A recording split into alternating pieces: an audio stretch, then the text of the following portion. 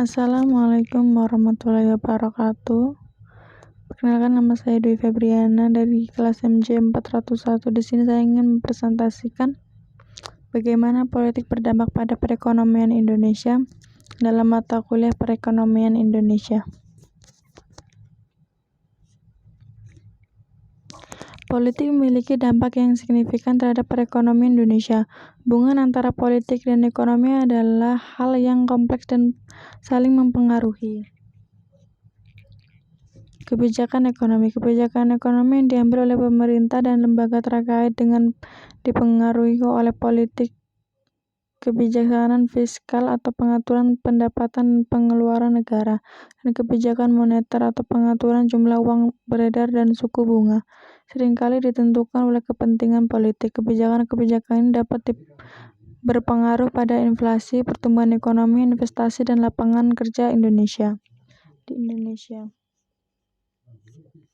Itu ada investasi dan bisnis, kedua regulasi bisnis, ketiga korupsi dan tata kelola, keempat perdagangan internasional, kelima ketahanan ekonomi, dan yang terakhir yaitu pengembangan infrastruktur. Ekonomi dan politik ialah dua bidang yang saling terkait dan saling mempengaruhi dalam sistem sosial dan politik suatu negara. Kedua bidang ini memiliki dampak yang signifikan terhadap kehidupan masyarakat dan berkembang suatu bangsa.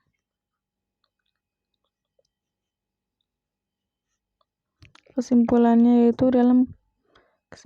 ekonomi dan politik saling terkait dan mempengaruhi satu sama lain.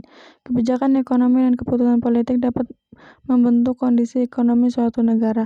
Sementara kondisi ekonomi juga dapat mempengaruhi pilihan politik dan stabilitas politik. Oleh karena itu, pemahaman yang baik tentang hubungan antara ekonomi dan politik penting untuk mengelola pembangunan ekonomi dan kebijakan publik yang efektif.